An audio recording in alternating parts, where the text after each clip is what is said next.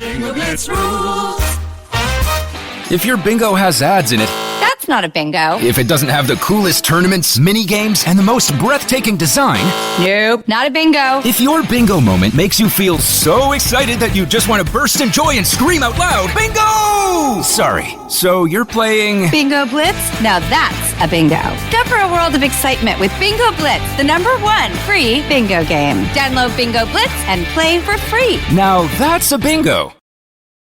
Being a marketer's no sweat. You just have to manage dozens of channels, launch hundreds of campaigns, score thousands of leads, and okay, fine, it's a lot of sweat. Unless you have HubSpot's AI-powered marketing tools to help you do all that and more. Get started at HubSpot.com/marketers.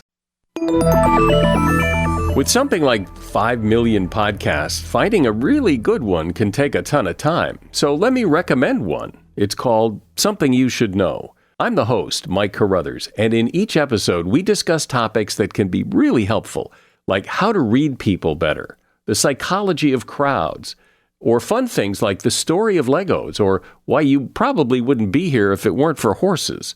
Something You Should Know is the name of it, wherever you get your podcasts.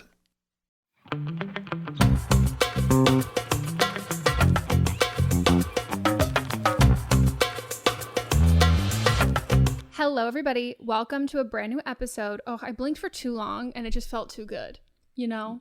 Because you're tired. Yeah. I was like, welcome back. Go check that out on the Patreon. Welcome back to another episode of Don't Blame Me, starring us.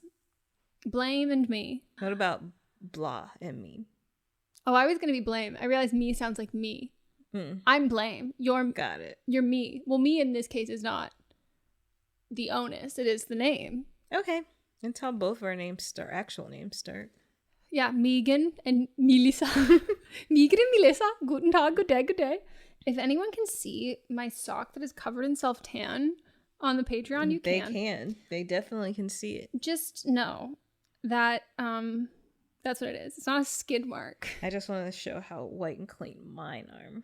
Yeah, rub it in. You still don't have a Bombas sponsorship, though? Yeah, rub that in. You're welcome. Welcome to Don't Blame Me. On this podcast, we give wonderful, amazing, life-changing advice, and you might be wondering, how are these people who are so sexy, so smart, so indescribable, delectable, what other adjectives? Gonna eat us up? How are they qualified to give advice? And the answer is, we're not. But what we lack in credentials, we make up for in opinions. Pew, pew, pew, pew. You're a little mellow, more mellow than you usually are. I'm so tired. Well, wake up. Okay, I'm waking up. If anyone... Do you want me to smack you across the face? No. You'd bruise for weeks. I would. And no, this nose was not cheap. I said face. It wasn't going to get the nose in there. Well, oh yeah. The Down eyes, here. the nipples of the face. No, I would have like a literal handprint on my face for a while. Anyways. All right. Should we read an update? Yeah, I don't have one. Do you? I do. Okay. Final update. Bride that peed on me. Oh my god. This is long. Hi, Eminem. With a crazy work schedule, I thought I would write in this time. I had my other girlfriend's bachelorette. I think I called her Susie in my last call. Anyways, Susie's bachelorette was fine. The urinator and I spoke a little small talk. I asked her how her wedding was and she said it was great. I told her she looked beautiful, which she really did. So nothing crazy that day. I do wish I was more of a cunt, but too late now. However, in all caps, this past weekend was Susie's wedding. It was beautiful. However, the urinator and her now husband were there. After a few drinks, he confronted my boyfriend and said he wanted to speak with me and apologize. My boyfriend said he definitely needs to apologize and speak to me directly, but now won't be the right time at a friend's wedding. Well, 5 minutes later, while my boyfriend and I were chatting, he approached us and asked if we could talk. I told him, okay, wish I would have said no. He apologized for how he called me a bunch of names and thought he was just venting to his buddies and didn't expect it to get back to me. It's not an apology. Also stated the urinator has cried endlessly about our friendship. I told him I was really hurt, and although I can be dramatic at times, I did nothing wrong. He told me we should have went to their wedding. I told him we would have loved to, however, I wouldn't put myself in that situation, and he was to blame. Also, he acted as if he does not talk bad about me anymore, even though I heard stuff as recently as last week through the grapevine. I told him he continues to talk poorly and needs to move on. He apologized again. He then reached and pulled me into a hug, which I pulled away from. Melissa, I now understand your disgust for hugs. It was major ick and in my personal space. I will say he knows I would not make a scene at my best friend's wedding, so I feel like this is why he chose to talk to me there. He knew I would play nice. He also has my phone number, so he could have apologized at any point in time prior to this, but he chose to do it in front of others. And then in all caps, snake. I guess in the grand scheme of things, I'm glad that awkward situation is over because he knew we would see each other at this wedding. However, I wish I would have refused to talk to him. I didn't deserve to be in that situation. I do wish I would have stood my ground more. I also realize I have not received one apology from the bride, aka the urinator. Not one. I'm actually realizing this as I type things. What the fuck? Luckily, there are no other mutual friends or events for us to see this couple, and I'm so glad, beyond glad. What I really took away from this is that I'm happy I stuck up for myself. I do wish, looking back, I held my ground more on conversations I didn't feel comfortable having, even small talk, but that's an additional learning curve. I also want to point out that I feel like I'm in a more positive headspace and in a better position in my life without them in it. I feel at peace. It's weird how removing someone toxic from your life really shifts your whole world. Signing out, hopefully forever, with no more problems. Signed, the one and only traumatized maid of honor. Holy fuck. Yeah. I'm so glad that you're finally done with this. Mm-hmm. Hopefully, it seems like it. I mean, there's no reason why you need to be around them anymore, but I hate that you had to like touch him and that he forced himself to touch you. I really hate that. But at least it's over now. Yeah. And I wouldn't beat yourself up about like, I wish I'd stood my ground. Like he wasn't honoring your boundaries already. So like he was going to trample over them in general, and, you know, small talk and all of that stuff. Like I don't, you know, sometimes like we keep the peace, and it's not just for other people. We also keep the peace for ourselves. Yeah. Because we're like, I really don't want to get into this here right now. Like, yes, I'll be sucky for my friend, but also like, I'm just not in the mood. Mm-hmm. And I don't think he would have respected.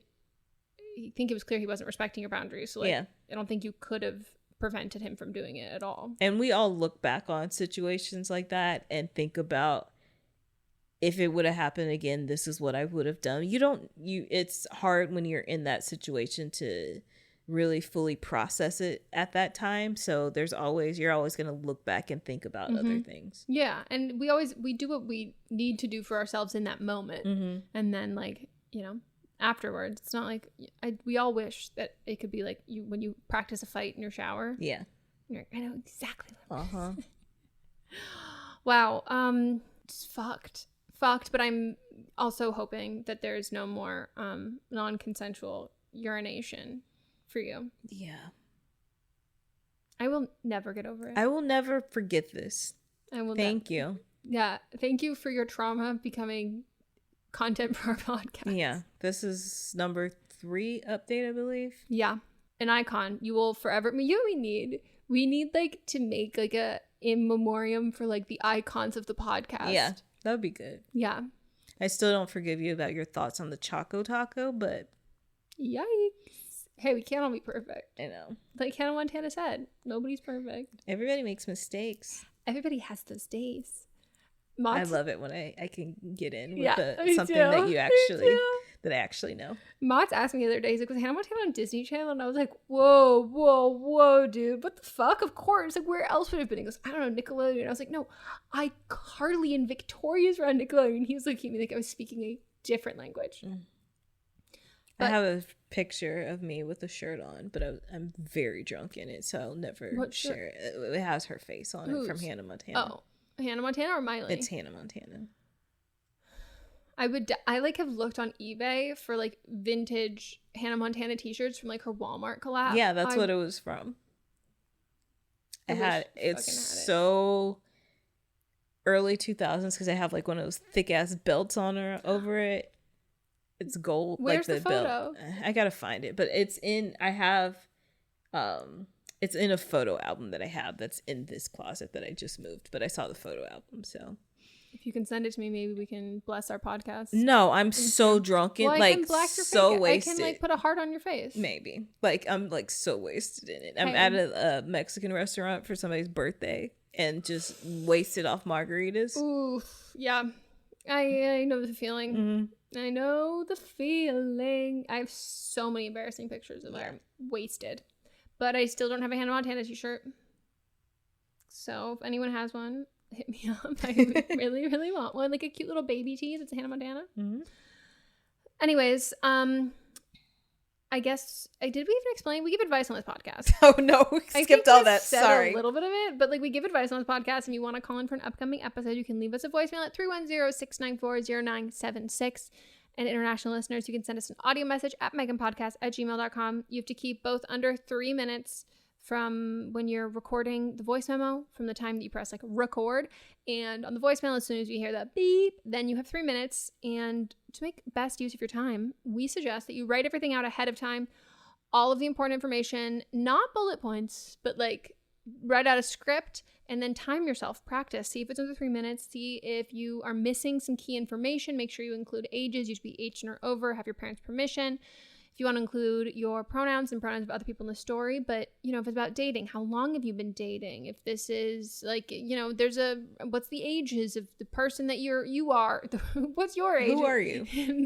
And the age of like the person, other people in the story. And give us as much detail as possible, because the more details, the better we can have like a grasp of the situation, because we are an unbiased third party, but we want to give you good advice, even if we think you're wrong or if we think you're right. But the only way that we can do that is if we have all of the information.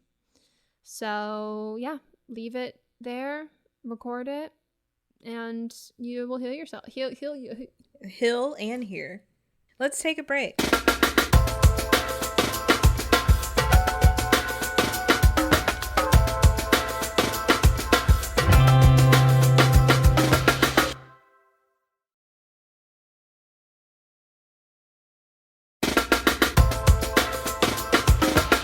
Back from our break. Oh my gosh, hi. Shall we give some wonderful advice? Hi, Meghan and Melisa. I've been listening since the start of the podcast, but I'm a first-time caller and finally have something I'd love your advice on. I am 29 and use she, her pronouns. I have an older brother who is 31, he, him. He married his wife, 31, she, her, in 2017, but they have been together since they graduated high school in 2009. She has been a part of my life and basically my sister-in-law for 13 years. For the most part, I've had a good relationship with her, and honestly, their early years together kind of made me closer with my brothers since she would include me to hang out with them. I also lived with them for a year back when I was in college, and I even moved into their neighborhood just down the street a few years ago, so they've always been in close proximity to me. I could tell things have been off with them for a while, but today my parents got confirmation from my brother that they are breaking it off and she has moved out. My mom just told me today. It sounds like it is a mutual breakup and they've simply just drifted apart, especially since the pandemic. I need advice on a few things. Now that I know, I will be reaching out to my brother, but I need help navigating how to reach out to my sister-in-law. There is no bad blood between us, and I even considered her my friend for so long, so I'd like to let her know that I've appreciated her over the years and I wish her well. I guess to kind of say my goodbyes too, I don't know if I could practically stay friends with her since she moved back with her grandparents, which is pretty far away, and I don't know that her or my brother would be comfortable with it anyway. I definitely want to say something, but I guess I'm just lost on what to say. Saying something short and sweet seems too cold for how long she's been in my life. Also, when should I do this? Should I give it more time since it is so fresh? When would be an appropriate time?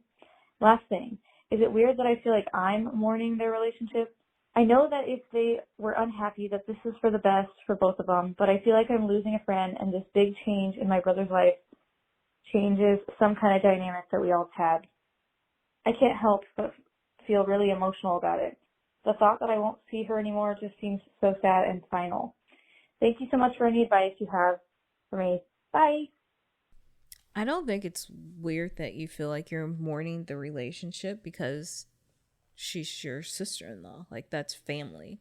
She's been part of your life for a long time. As far as, you know, what to say, when to say, I would maybe ask your brother, because if it's mutual, and I've had people in my family that have divorced or separated, but we've still remained close to the in-law, because they're part of the family and they will always be part of the family. So, like, I would ask your brother first, like, you know, what's the situation?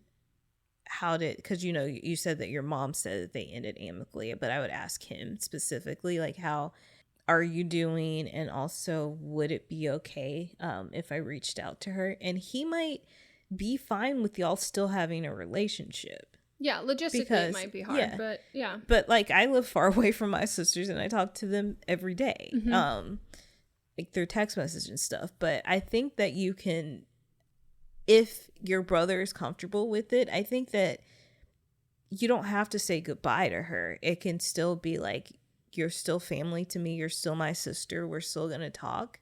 We can, you know, still keep in communication. I'm not going to see you all the time, but, you know, if I want to text you or something, tell you happy birthday, see what's going on in your life, then, you know, I would still like to maintain that kind of relationship. Yeah. I personally would hope that she would reach out to you, because I do think if it is amicable, like, it is easier, like, kind of knowing, like, I'm going to wait until her brother tells her, or, like, she knows from family, and then, you know, if she's older than you, like, then reaching out and just being like, I just want to say blah, blah, blah, to kind of give you, because it does feel like you are kind of going in, like, in the dark, like, you don't really know much. And so I would agree. I think, like, I would talk to your brother first, and I would specifically ask, is there anything I should know before I reach out to her?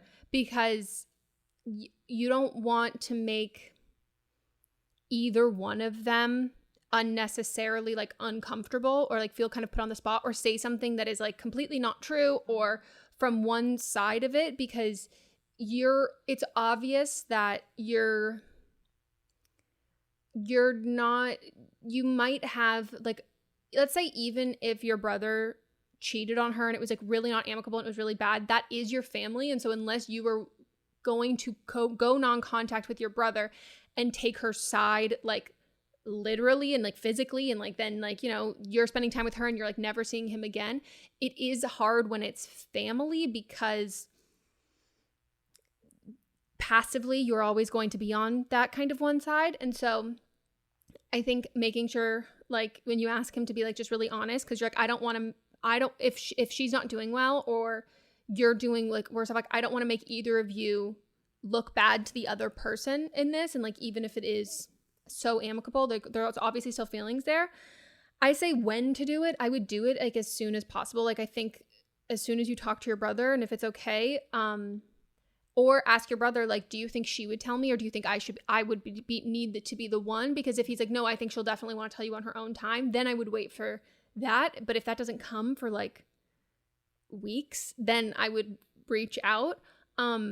But yeah, I also agree. I don't think it's weird. Like, I was thinking about it in the sense that, like, if my brother doesn't listen to this, but, like, if my half brother, like, him and his wife broke up, like, yeah, I would definitely be devastated and sad. I don't see them as much, but I think if Mott's brother and his wife broke up, like, I would be so sad. Right. And I'm not even blood related to either of them. So I don't think it's weird to mourn it, also because, you know, like, you're decently close, like, you're relatively close in age with your brother, but you are younger, that, like, at that time when you have, like, significant others of family members, not in my personal, like, but, like, I didn't know my brother without his wife. Right. Do you know what I mean? Like, it becomes, like, yes, you're not blood related, but when someone has been there through, like, your childhood, like, you don't know any different. Mm-hmm. You know what I mean? Like, it wasn't until I was older that I realized my godfather was not blood related to me. Like, you don't know that. And so I think that it's completely, like, a given. But I think the thing you'd have to talk to your brother. I think it's sometimes when like things are heard through the grapevine, it's usually, sometimes it can be like intentional, that it's like, I don't want to have to like reach out to all these people and tell them, can you tell your mom, and have your mom like do all of that. But other times it just happens. And so I think it's just trying to get a gauge on the situation of what is the timing and what is the truth here, and like how can you go about this delicately, but then also know that you can't guarantee that. And if your heart's in the right place, which it is, I think even if it's a little messy and like awkward, I think that the intention is there. And I always think it's a little bit better for me. I would rather show that I really care about someone and have it be a little bit clunky than I'm not going to say anything. Because like maybe they don't want me to say anything. Right. You know what I mean? Right. So that's like hard though. That's like a very tough thing. All right. Next call. Yeesh. Hi, I'm 28 years old, female, she, her, and this is a story involves my younger stepbrother and his girlfriend, both 20 years old, he, him, and she, her, respectively. In the past month, they dropped the news that they are pregnant. It wasn't planned, but they want to keep it because they both decided on wanting children prior.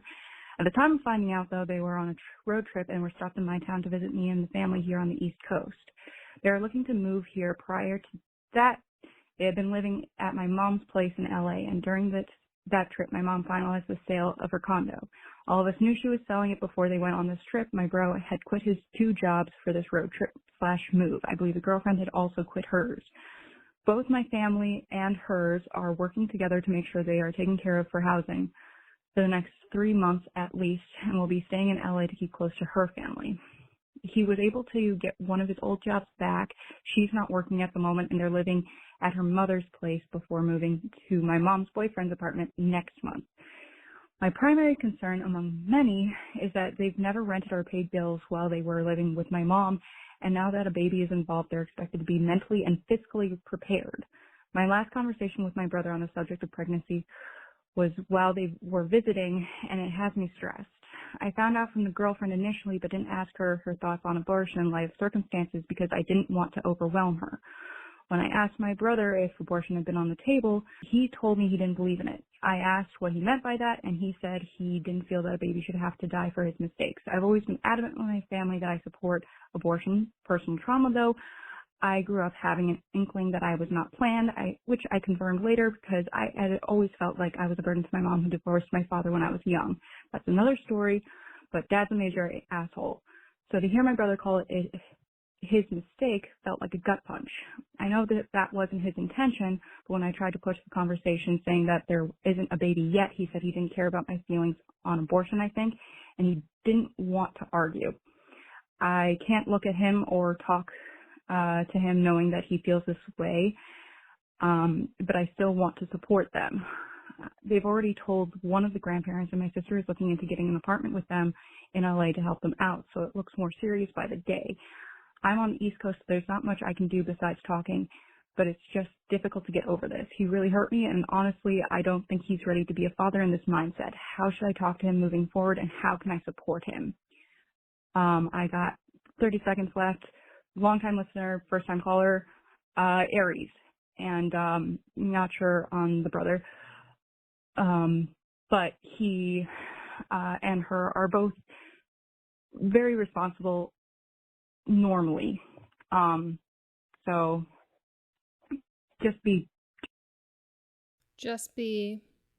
You didn't tell us that we have to be nice to you.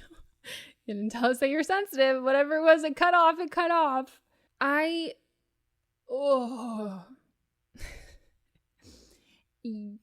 You took your personal experience and you made this about you. Yep. And you're exactly what I was taking thinking. someone else's life, and like you set him up. Like, he is pregnant with his girlfriend. First of all, it is incredibly inappropriate if you are not his provider, or you are not, honestly, I think as like a family member, I think it comes from a place of like, tends to be a lot more judgment than potentially a friend. But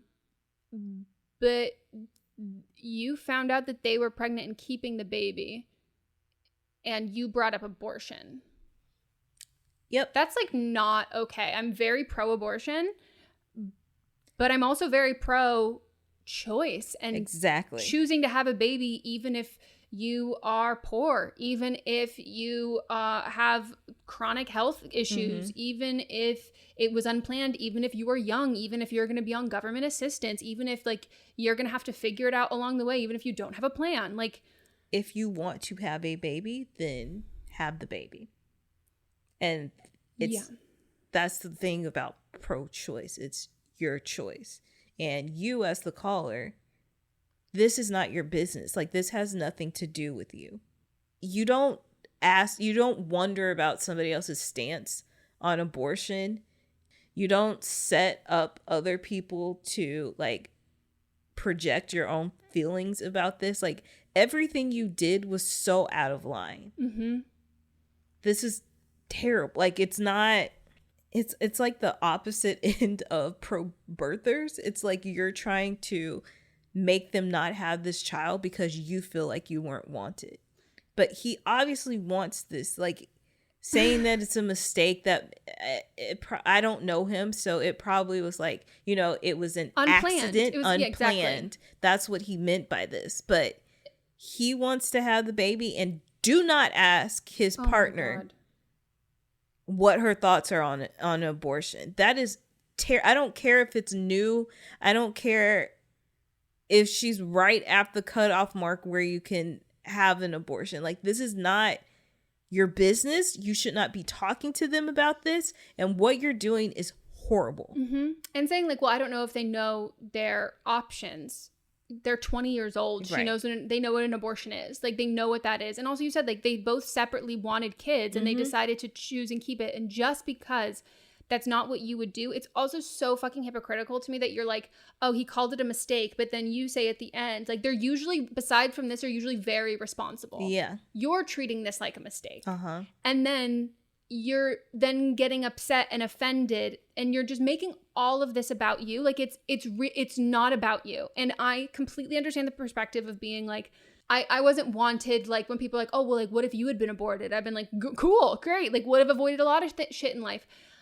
But there are people who have who have children that they didn't want, who also did not choose, even if they wanted, like, they could have known and been okay with getting an abortion, but still chosen not to get an abortion. That is still choice. Right. Like, and the fact that you're deciding that their situation, because they haven't paid bills before and they haven't done all of this stuff, is not up to par for you for like what parenthood looks like, that goes into eugenics, not pro-choice. Because telling someone that they should be getting an abortion when you are not their medical provider and they are not in physical danger, that is that's you, like, you're being like, well, they're not responsible enough to have a child, they don't have enough money to do this, they're too young, therefore that becomes like, as opposed to forced birth, that becomes like forced abortion. Right. And I just think that like this came from a place of like, it's projection. Yeah. And also like, you want to be like, well, now I'm really hurt because like he said he doesn't believe in like abortion and all of that shit. If you have never had a conversation with him before this and you only fucking bring it up when he tells you and you find out that him and his girlfriend are not pregnant, they're having a baby, that's the only time you brought it up, that was intentional. And it's shit. I might have said something. If someone said that to me when I was pregnant and I was deciding to keep the baby, I'd have been like, oh no, I'm not doing, like, right. That's an emotional response because it's a fucking setup and it's offensive and incredibly fucking hurtful. And you want to play victim in this situation. And I completely understand why they're like, fuck off. Right. And they have a support system. They have other people helping them. Like, why do you feel like this is your problem? Why do you feel like you need that it's a problem to even to begin with that you need to solve?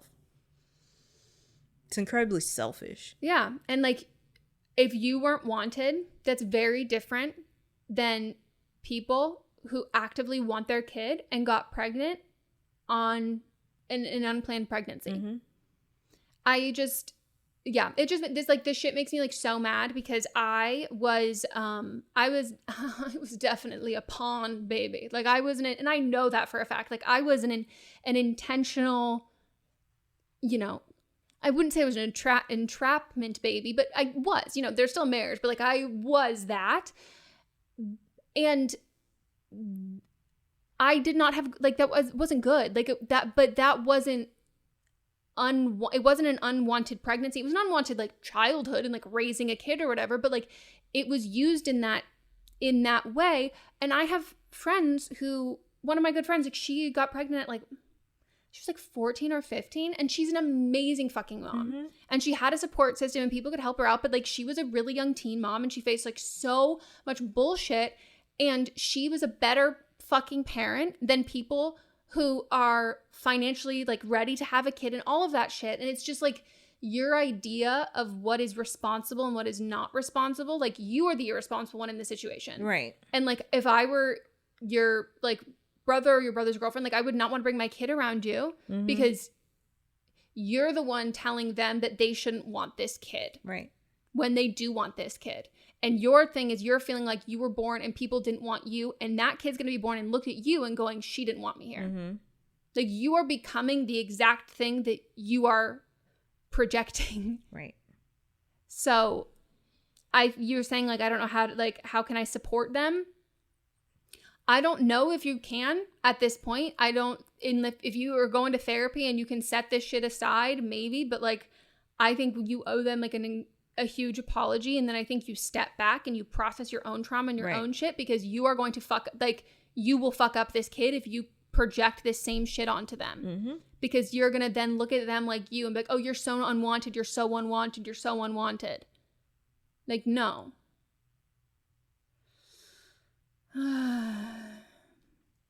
All right. On that note, let's take a break.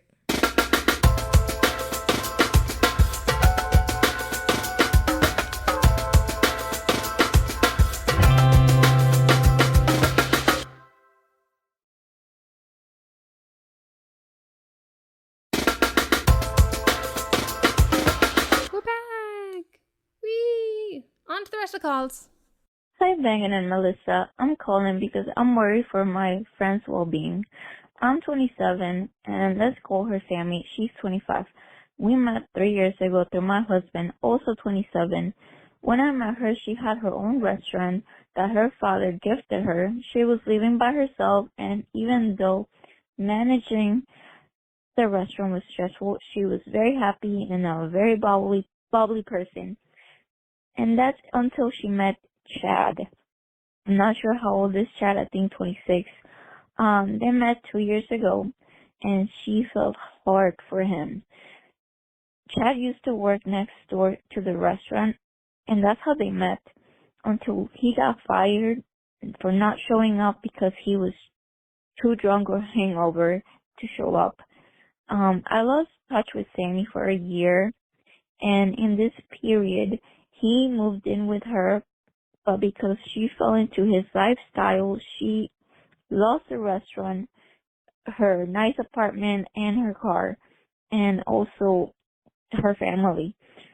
We recently saw each other, and she told me that Chad was living in another country, and she has been sending him money to support him, his child, and his ex for 6 months, while also having to pay for their apartment here. When I found that, I was livid. Me and my husband offered her to move in with us until she found a job and a place here because she's currently living in another state and we want her to be closer to us and her family. But she said she wanted to wait for Chad and talk to him first. Chad has been back for a month now, and today she called me to tell me that they're getting evicted because they're very behind on rent, and Chad is suggesting they rent a room, but my friend is not happy about it. Chad is working right now, but the money that they make goes to his family in another country and the rest to booze. I've talked to Sammy, and she just makes excuses for him and their situation, and I just care about her. This is just the tip of the iceberg. There's been worse things.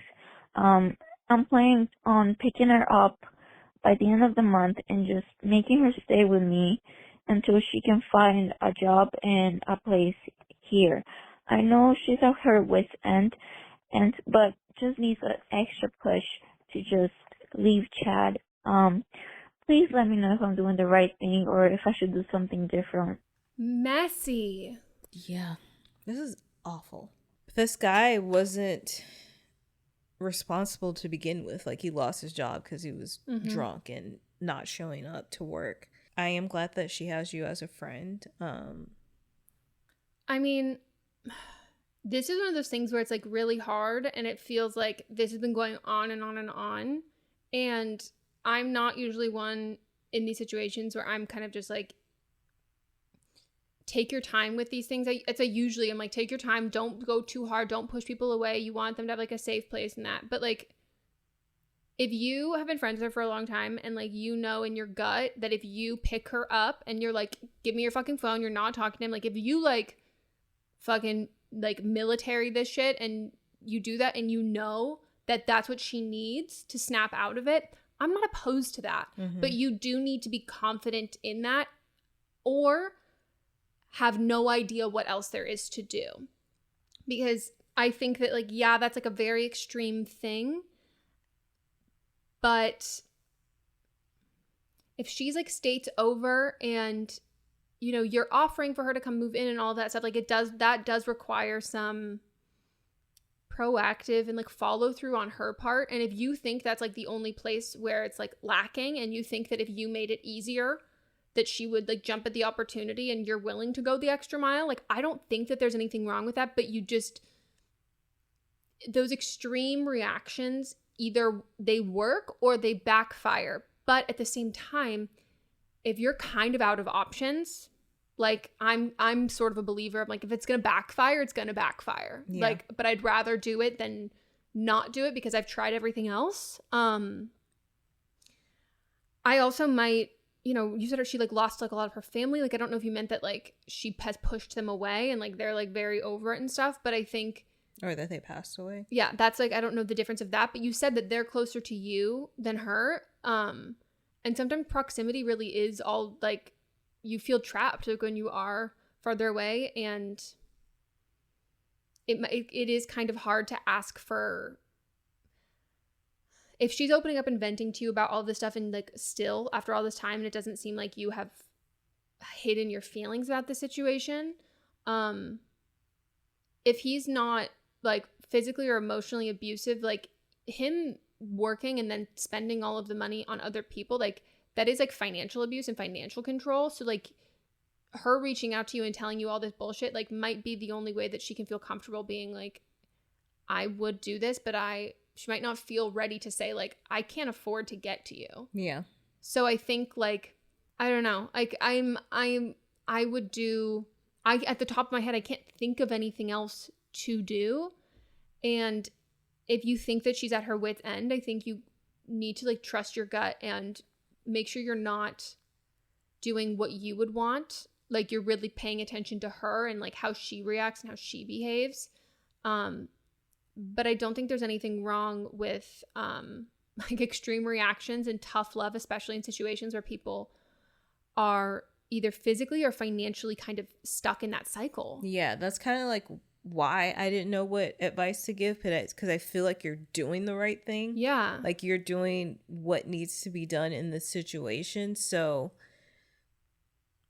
I think like if I was in the same type of situation where my friend was giving money to someone, which then put them behind on their own rent where they, I guess, are technically on a lease together, I would guess, since you said it was their apartment, then I would be like, you know, come live with me, save some money, but like you cannot send money to him. Yeah. Why did he move? I don't know. This like out of the country I don't know. I'm wondering if he has like child support because if he's sending money to his kid, like ex and kid, in a different place, I wonder if if like your friend is on the lease for everything, like he might have like child support in, I don't know how child support goes in other places, but in the United States, like if you don't pay child support, They like just take it out. well you can't be on like a lease, you can't have a car, like you can't, like all of this other shit. So yeah, this is just like, he's, when you get those people that just like kind of like trap you into like their web, and she might feel like she's too far gone in this, and she's like too far deep in it, and there's a level of like, and she shouldn't feel like that, but there is a level of like embarrassment to that.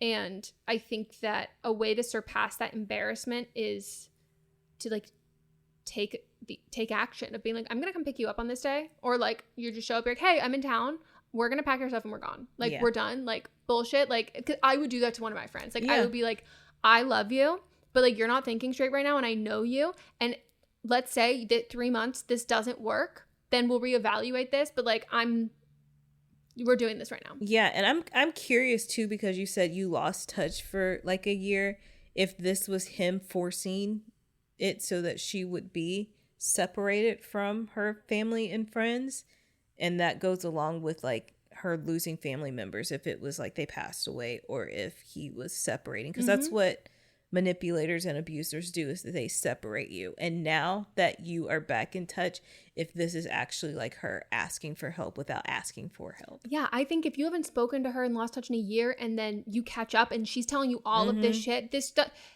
there's only so much that your pride will let you do. Like I'm incredibly impressed that has continued to be this forthcoming about her shitty fucking relationship with you, especially if there was like a long break in your relationship. This to me is the asking for help. Yeah. And it might be a little bit more embarrassing for her to say like, can you come pick me up? I need, like, that might feel like too much. Yeah. So I think that like you do take the initiative, because at this point I don't know whether there's anything else you can do.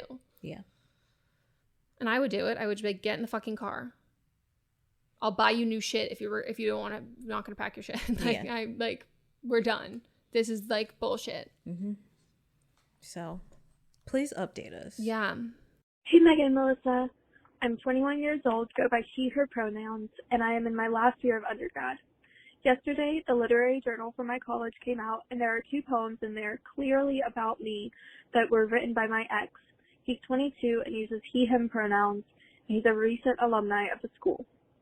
I read the poems to my mom and my current partner, both of whom said that they are clearly about me. My boyfriend's words were, "It is undeniably about you." These poems are not identifiable, or they're not identifiably me, to the point of anyone being able to know that they're me, but they are. Anyway, it's clear to me that they're about me. I thought I wasn't going to have to see my ex anymore after he graduated, but he is also participating in readings as an alumnus, and I would like to go to these readings or participate myself to support my professors and my peers, and he will be there. And to give some context about our relationship, it was a lot of me setting a boundary, him overstepping, and pairing that with smothering me in some way, shape, or form, then guilting me for not being grateful and not understanding why I was upset, making me doubt my own feelings in the relationship. I broke up with him 3 times throughout the relationship, but when it finally ended for good, it was a messy breakup, and I ended up the bad guy. I kissed someone else, and he was upset about this, though we had broken up, but we're still physical. It was all really confusing for me, honestly, and I didn't know how to get out of the relationship. Do you have any advice on how to handle these professional events where I will have to see him?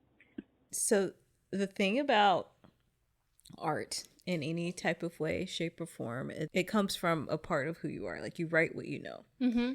So I think the thing is like, if it were me, I would be so flattered. Dude, same. Like, I would tell everybody. I'm still, like, I'm still in your head all the time. So I think because this is a professional thing, like, you don't have to go in there like saying that or even like acknowledge it to him.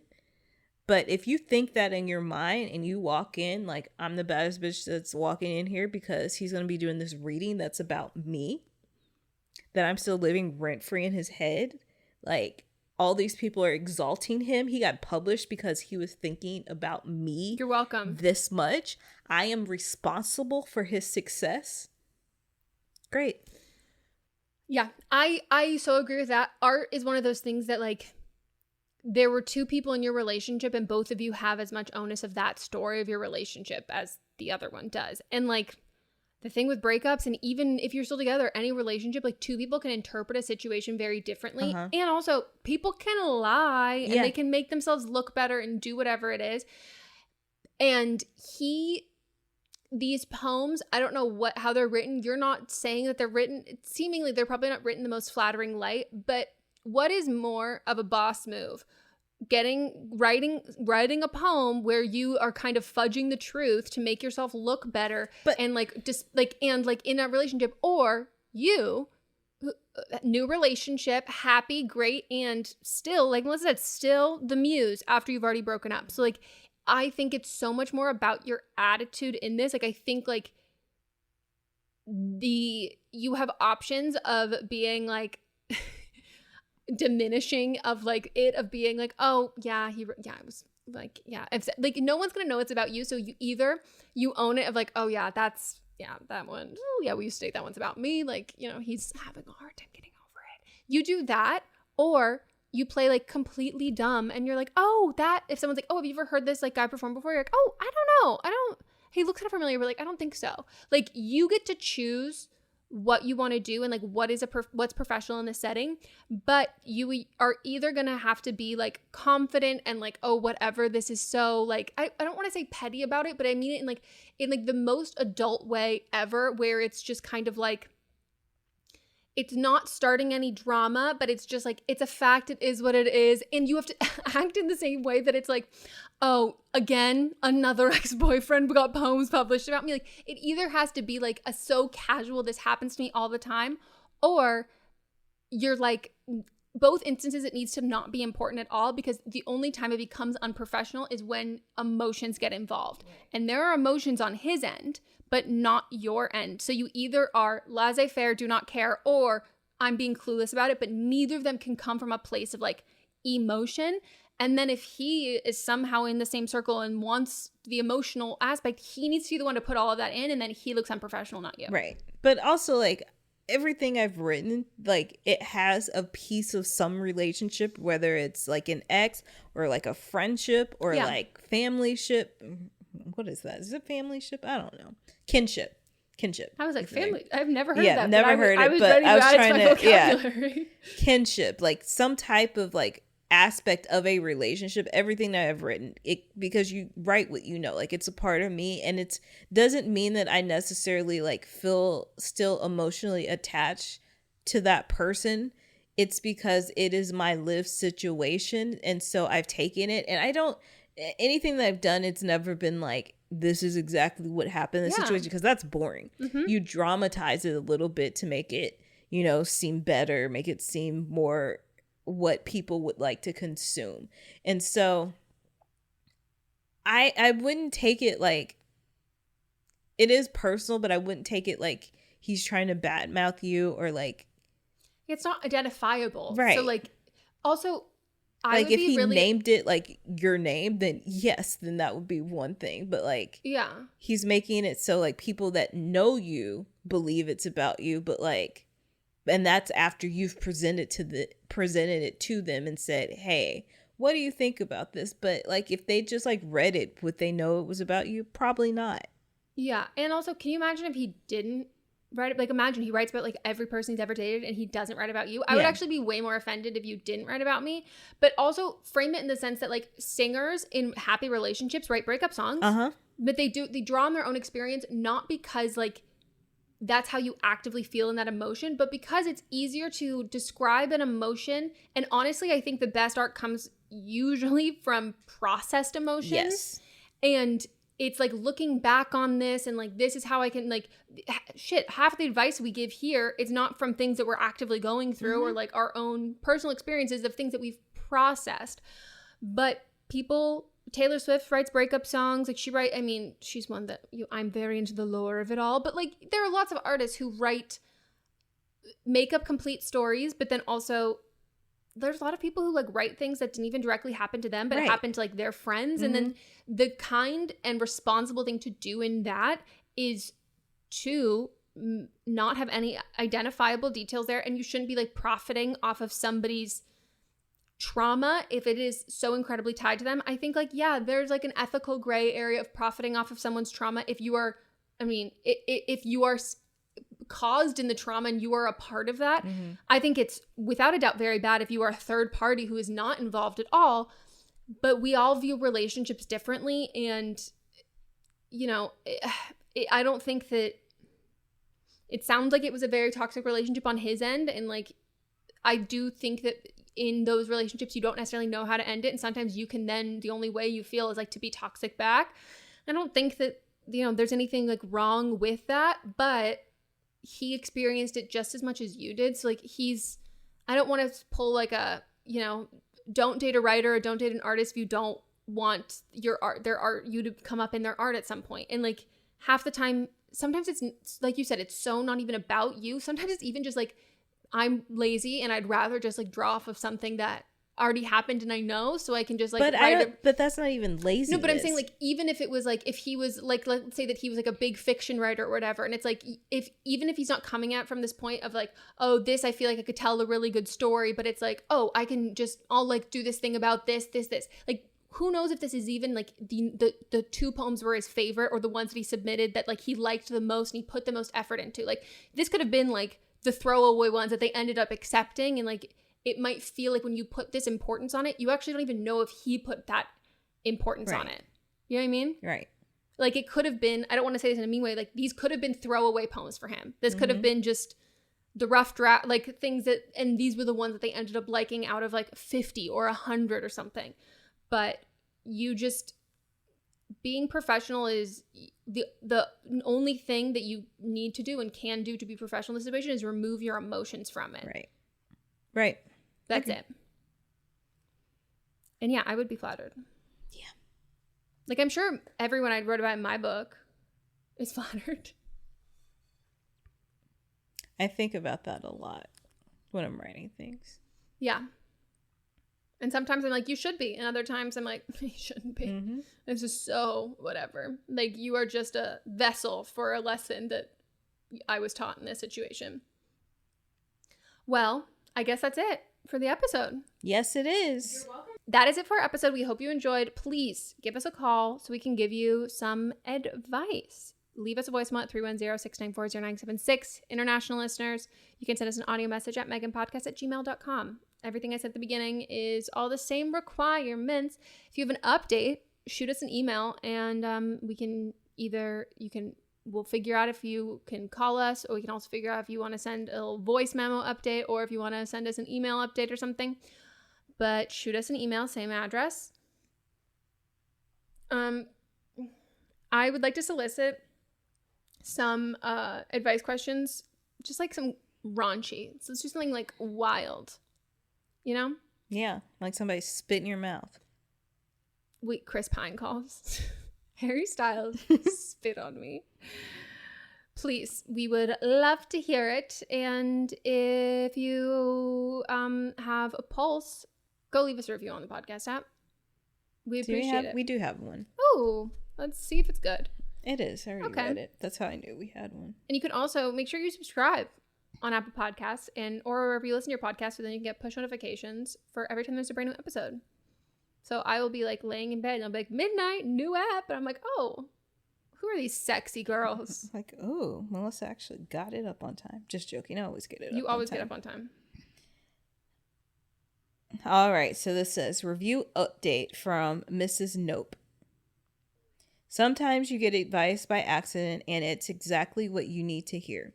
This is still my favorite podcast and my thing that keeps me company on my way to therapy. Thank you, ladies, for always being right. And then it's the nail polish emoji. Oh, you're welcome for always being right. Mm-hmm. It is a burden that we carry. Yep. Thanks, Mrs. Nope.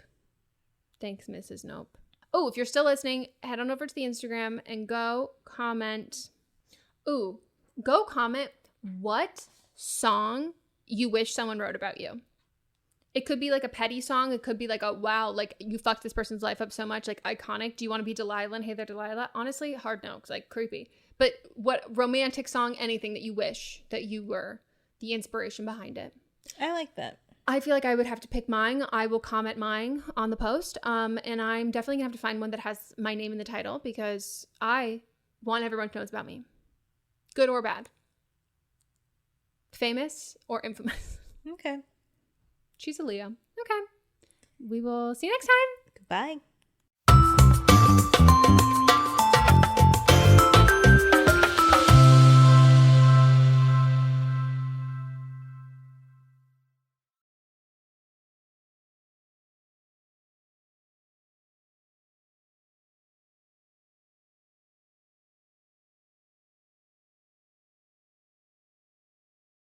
What's up, everyone? It's Noah Daniels. Hey, y'all, I'm JJ. Hey, guys, it's Kat. And we're your hosts of the Real Hauntings podcast, where we bring on guests to share their first-hand encounter ghost stories and supernatural experiences. Now on to the trailer. I've been warned to not tell this story, but I think because of the way it ends, it's okay to tell this story, because some people say that with certain entities, to like speak of them or talk about them or in any way like portray them as powerful will attract them to other people. The creepiest thing about it to me is a lot of times it would wait for me to notice it. Like it would just lay its arm out like this, and then I'd be like, where is it? Where is it? And then I'd see it, and then it would just slither back.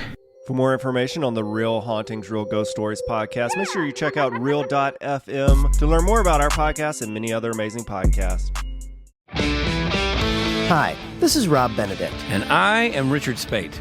We were both on a little show you might know called Supernatural. It had a pretty good run, 15 seasons, 327 episodes. And though we have seen, of course, every episode many times, we figured, hey, now that we're wrapped, let's watch it all again.